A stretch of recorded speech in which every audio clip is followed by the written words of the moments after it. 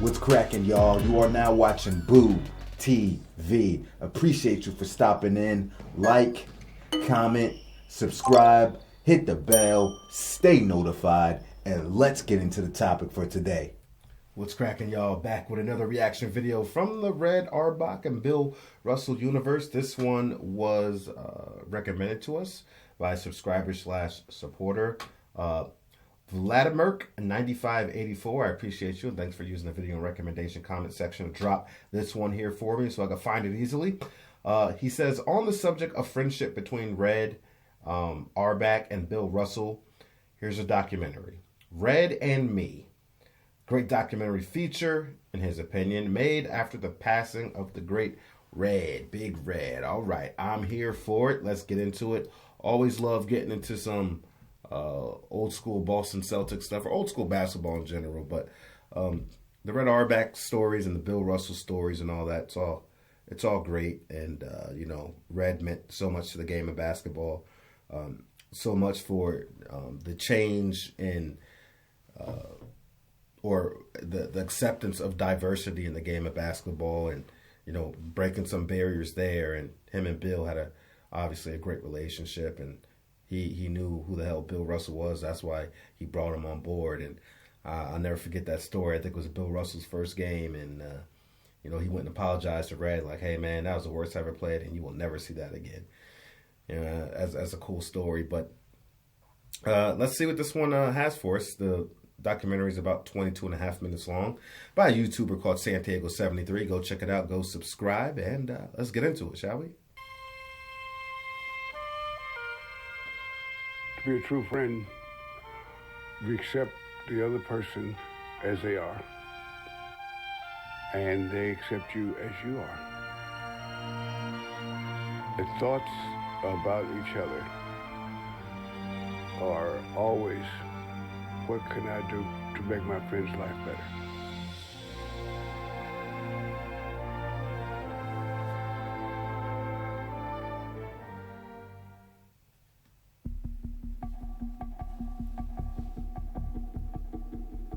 My first game, one of the guys on the other team takes a shot and I block it. And the referee called goaltending. And Red got up and went nuts. He ran and raved so much that they called technical foul on him. And I was thinking, first time I had a coach that went to bat for me. After the game, I said, "Thanks for looking out for me." And Red says to me, "Russ, loyalty is a two-way street. I can't expect my players to fight for me if I won't fight for them." Basketball is a wonderful game for both the player and the fan. For the player, it offers the thrill of individual accomplishment and the rich satisfaction of being part of a well-coordinated team. When I was a rookie, I invited Red to my house for dinner. And he would never go to anybody's house for dinner, none of the players, because then all the other players think that's his favorite or something like that. But he said the only reason he went was that I might have been insulted if he said no. And so as he's leaving, he says, "Listen, it's the last time. Don't ever do this again." Well, if you look a little deeper than the flash and excitement of the game itself, you find the never-ending attention to details that make champions instead of just good athletes. Less than a month before the season ended, my rookie year, he says to me, "I want you to come to the game early. I want to talk to you about something." And so we're sitting in the Boston Garden, and he says, "I want to tell you something. You're the best player playing basketball." I said, "I knew that." And he says, "I know you knew that, but I may be the only other person that knows it." You know, he says, "These guys, they don't know what you're doing. I want you to know that I know." And here's the coach saying to me, "Hey man, I'm so glad you're here." That was such a comfort. The all-around play on the Celtics is too much for the Hawks to overcome. Boston downs St. Louis to win the NBA's World Series for the first time and become the professional basketball champion. We had a game in the Boston Garden, and Red's sitting there arguing, holding the game up, arguing about something. The other coach who had played center, so he was much bigger than Red. Told Red to shut up and go sit down. I said, who you talking to? You talking to Red, the little guy? If you want to tell somebody to sit down, shut up, tell me that. And see what happens. Everybody's shocked because they never heard me say anything. And so after the game, Red says, hey, Russ, thanks for looking out for me. I wasn't looking out for you, Red. I don't like that guy anyway. Contagious laugh. The red-hot Boston Celtics look almost unbeatable as they take aim on another title. Big Bill Russell, number 6, is one of the men responsible for their phenomenal play. Coach Red Auerbach feels he has one of his greatest teams, and so far, they have sure looked the part. The way he used to coach me was we'd have these conversations. Like there's one time we were leading the Eastern Conference by 12 games, I think. And he says, I'm so mad at you, I could bite the head off a 10-penny nail. What? What are you mad about? He said, you're just taking it easy, just finishing out the schedule. Well, even you ain't that good. He says, you have the Celtics playing against you, terrorized. But if you start taking shortcuts, some of them are going to get the idea that they can play against you. And once they believe they can play against you, they can play against you. So now what you have to do, if you want to win a championship, is you have to finish this season create as much terror and havoc as you can possibly come up with. West all alone. Look at Russell come down. And what a play by Russell. It's all over. The Boston Celtics are once again the world champions. Red Auerbach has his coat off because they're going to heat him in a shower. After I won my first MVP, we started the next season. And Red says, listen, Russ, tomorrow morning when we start practice, I'm going to be all over you. I'm going to be yelling and cussing and screaming. Don't pay any attention to it. You're the MVP of this league. If I can't yell at you, I can't yell at anybody. So I'm going to be yelling at you. It's not for you. It's for the other guys. You know how they give people an unlimited budget? He went over it. Oh, I got so annoyed with him.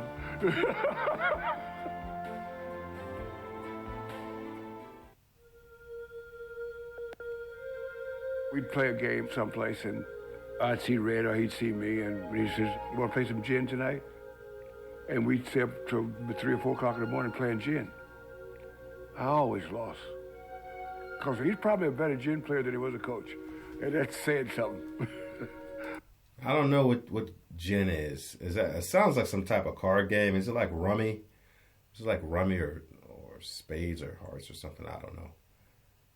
It sounds vaguely familiar.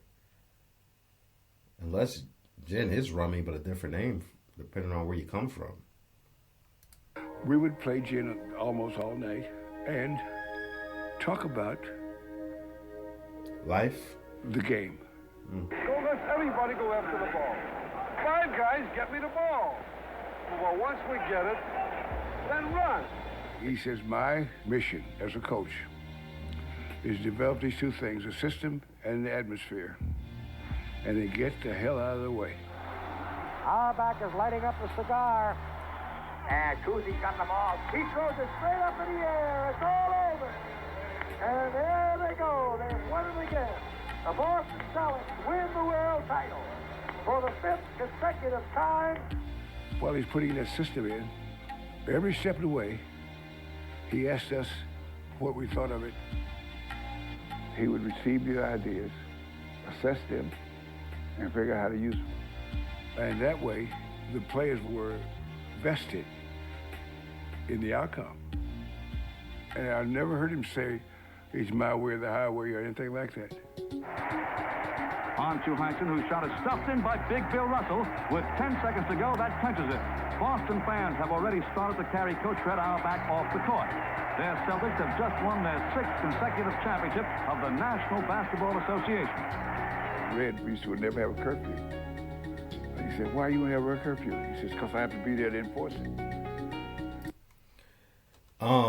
I like how Bill Russell mentioned he never said it's my way or the highway. See, a lot of times sometimes when coaches lose the respect of players or might lose the locker room, is they might come in with that "it's my way or the highway" mentality, and they make it known, and that rubs players along the wrong way sometimes, because some coaches are just so stubborn that they don't want to make adjustments, and they'll never make adjustments because they feel like their way is going to work, and you're just not executing it correctly. But I think some of the best coaches can, put forth a plan and build a system, but also know how to adjust and make the adjustments that you have to make, players or play style or little small changes and, schemes inside the system to make it work. But you got some coaches that I've heard players talk about. It's like, this guy, it was his way come hell or high water. And it's just ego. It's an ego thing. It really is. I'll never forget one time we won 17 straight games, which was at the time tied the league record. We were supposed to play Cincinnati, and Red really wanted that game. And so he called a curfew. And we were 25 points behind at halftime the next game. We got killed. And after the game, he walked into the locker room and apologized to us. He said, "Guys, I blew this one, and it'll never happen again." He was big enough, he'd say, "I'm sorry." Well, they've won it again. The Boston Celtics win the world title. Red developed a system. The old guys always mentored the young guys. When I joined the Celtics, there was a man named Arnie Rison who was the starting center. Now, he knows that I'm there to take his job. Well, when I walk into practice, he walks over to me and says, "Bill, every time there's a break in the action, I'm going to be in your ears. I want to give you clues on what's happening." Frank Ramsey did the same thing for Havlicek. Sharma did that for Sam. Because Red made the players there so secure, they didn't have to worry about somebody coming and taking their job. The guy next to you on the bench is your teammate, not your rival. Our practice sessions are tough, and we play a long, hard season. It takes a real man to make the NBA, and a better one to stay there year after year. Luskatov played for us, and he had 2 career-ending operations. Well, after one of the knee operations, he was afraid to try it. So Red devised a little routine. He'd take the basketball and he'd throw it until Luskatov would catch it. Don't let it bounce twice. So Luskatov had to dive for it and crawl his knees and everything to catch the ball. And it was torturous. And Luskatov really resented that. So he used to tell us, when he retires, he's going to beat Red to death. And so after the last game of the season, he goes to the locker room, and we're waiting to hear this thrashing, so to speak. And he's in there 2 or 3 minutes, 5 minutes, no noise. So we go in there, and Luskatov's got his arms around Red, crying and saying, "Red, I love you, and thank you so much for helping me and all this." We were disappointed. 30 seconds left in the Celtics are on the verge of their 9th World Championship. All right, Casey with the ball. Gets surrounded. 1 second. It's it. It's all over. It's all over. Everybody in the place is yelling and screaming. They deserve it, John. They're the greatest basketball team that was ever assembled.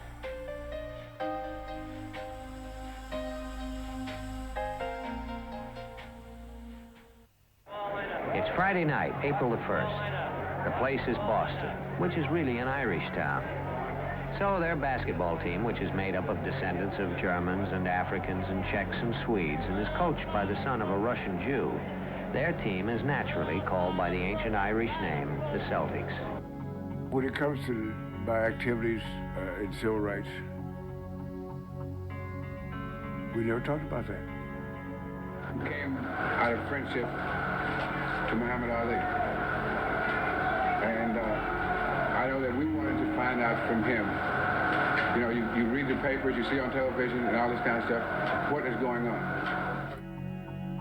The only time we ever talked about it was one time he was talking to me about when he first went to Boston. And there was a local college kid at Holy Cross named Bob Cousy. And Red did not draft Cousy.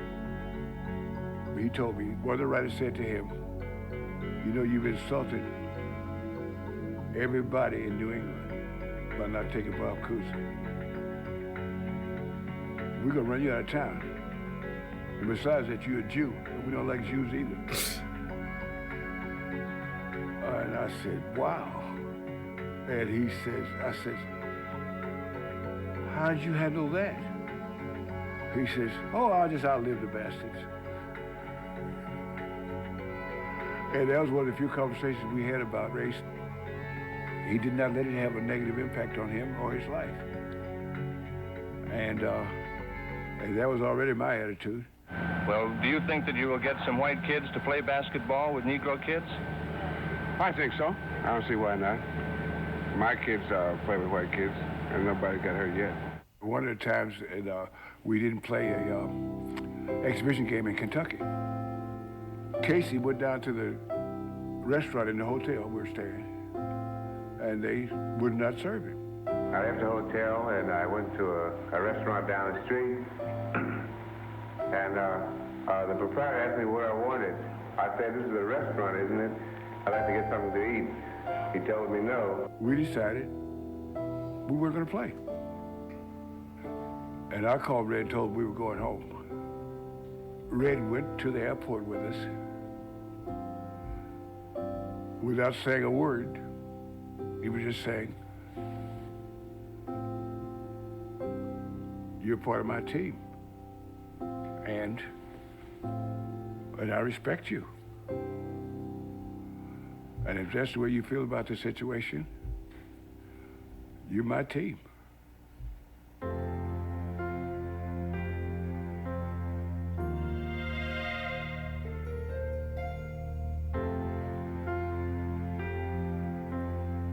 Here he is, the new coach of the Celtics, the best team. Thank you.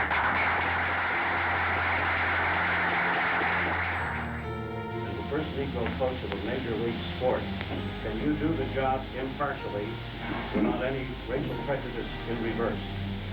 Yes. How? Because the most important factor is respect. In basketball, respect the man for his ability, period. His last season as a coach, he got thrown out of 16 games. And the captain had to take over for the rest of the game. I've had some experience in, you know how Red had a tendency to leave the games the first half? When I took over as coach, Red would not come to a practice. I said, why? He says, I don't want the players to ever think I'm looking over your shoulder. He's got all the responsibility. I'm not going to sit anywhere near him. He is going to be the boss. When things were going not the way I wanted to go, I said, Red, I need you to come to practice. I need some help.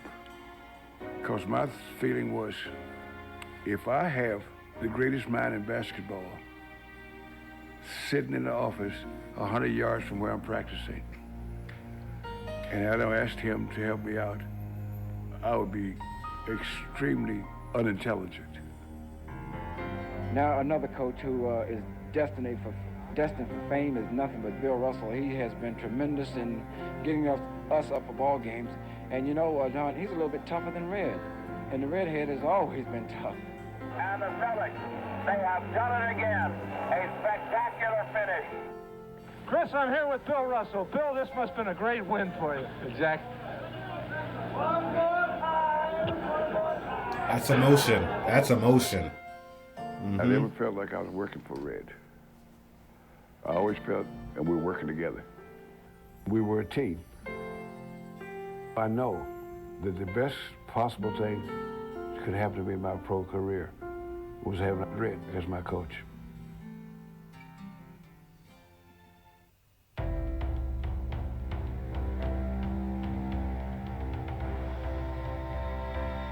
What has time done to the whole experience for you? Just, it made it closer together. I thought this brought it closer together, and gives good feelings. In his last couple of years up in Boston, we used to sit together at the games in the Fleet Center. He'd sit one row in front of me. He was the only person, one person, that smoked cigars in the Fleet Center. It was a non-smoking venue, and he smoked his cigars there. And I used to give him this, you know, and we used to enjoy those moments. One thing we used to talk about is what the guys are doing on the floor and what they're not doing on the floor, and how much noise there was in the building. You know, they got the band playing, they got these women out there dancing, and guys on the trampolines, and he says, rah, rah, rah. That's a game. What, the game? It's a game. And he coached in the NBA for 20 years. And not one single year did he have an assistant coach. And he looked down there, and there'd be about 4 or 5 guys around the coach. Look at that crap. Look at that crap. I said, well, how come you never had an assistant coach? That'd just be one more player I'd have to coach. I agree wholeheartedly that this is the greatest player to ever play the game of basketball. Bill Russell.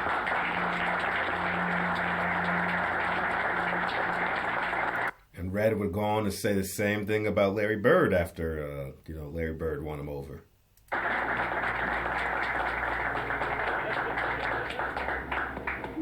Thanks, Red. Don't pat me on the head. You know, he knew, and I knew, that I cared a great deal about him, and he cared a great deal about me. And we always kept that up to date. There was not a time when we didn't have regular conversations. I can't get one flag and say that's special. They all meant so much. And that guy giggling over there, he was with me on the most. Will you just raise your hand, sir?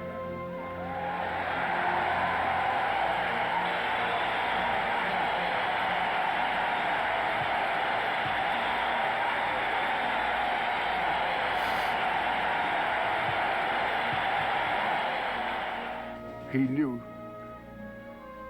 that he, and I knew I was one of the people that he liked. Hey, Larry, now you're the offensive leader of this team, and you end up winning the game. Can I finish this? Because, see, the reason I kid him all the time is that most people are intimidated. We're intimidated by Red. Red, you want to say something? What I want to say is, you know how it feels because you've been here before. Me, I haven't scored a point. You know? But you kind of brought the guys here that scored the points. Well, so you're overpaid. I want you all to know, and those of you that know me, this is no swan song. Hell, I'm not going anywhere. I would call him up and let him know that here's somebody that don't give a stuff about all the legends and icons and stuff. All I care about is this is a friend of mine, and all he cares about is he's hearing from a friend of his. I feel honored. It's very seldom that you have Bill Russell applauding me. I should be applauding him. When he started getting sick in the last couple of years, I'd call him and say, Red. He said, what? Who's this? This is William F. Russell. Hey, how you doing? I'm doing all right. The question is, how are you doing? Well, you know, it doesn't get any better, but I'm okay. All right, see you later. And that's the way the conversation goes, because I wanted to convey to him that I was thinking about him, and I cared about him. Yeah. But I didn't want to drain energy. Right.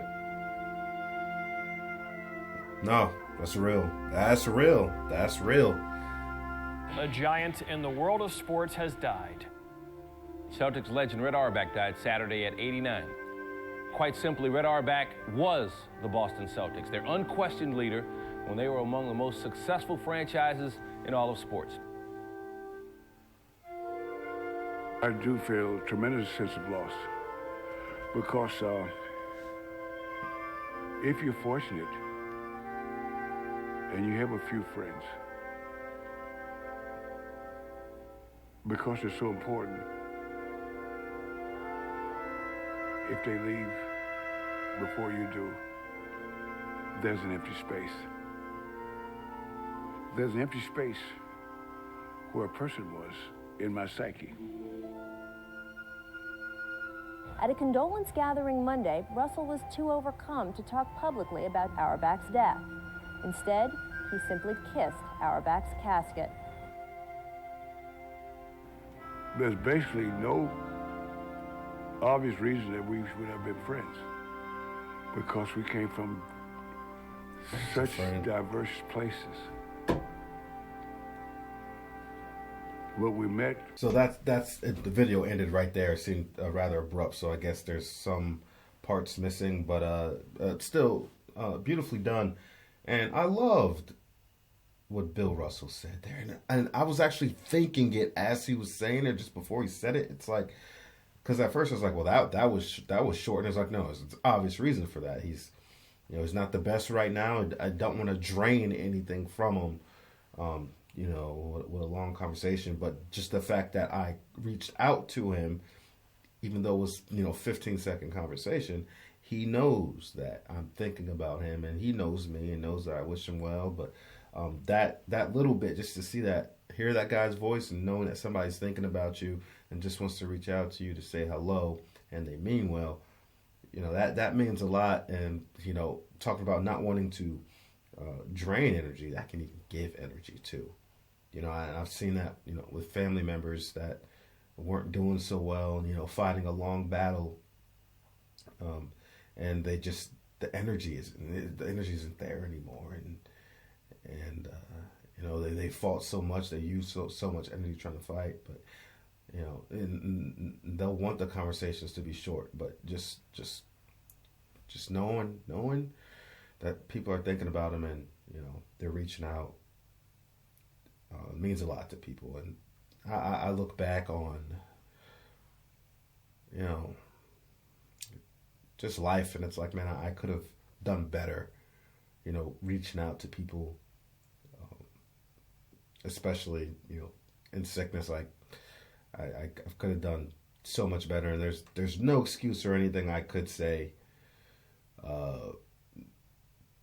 to like even try to defend myself, because I think it's indefensible. So it's something that I want to get better at and trying to get better at that. But that's real, man. That's real. And I think about Bill and Red, it's like, man, when you talk about a player-coach tandem that's accomplished so much together and have a bond like that, there is only one other player-coach tandem, in my opinion, that can rival these guys, and that's Tim Duncan and Greg Popovich. Even though they only won 5 championships together, Pop and Duncan, they were together for Timmy played 19 seasons, I think, if I'm not mistaken. If 19, then 20, but I think 19. But, they played damn near 20 seasons together. And so they were there together for the long haul. Jordan and Phil, they had a lot of success together in a short period of time, but they weren't together that long. The same way with Phil and Kobe, in my opinion. So, but Timmy and Pop are the only ones that could rival, that kind of relationship, player-coach relationship. But even Pop and Timmy, while didn't have the same level of winning success that those Boston Celtics did, and it's beautiful to see something like that. You don't really see that in sports anymore, man. It's that player-coach relationship, like something like that. That's special. That's generational, man. You're not going to see that often. And then it takes a certain amount of winning for that to happen, for the player to stay and for the coach to stay. If the team's not winning, either the coach is going to get the hell up out of there, whether it's their choice or not, typically not their choice, or the player's going to get the hell up out of there, right? So that's all I got to say about it, man. Go check out our Bill Russell playlist. I've done content on here about Red Auerbach before, so you can go check that out as well. Appreciate y'all for stepping in, and add whatever you like to it in the comment section, and catch y'all on the next one. We out, baby.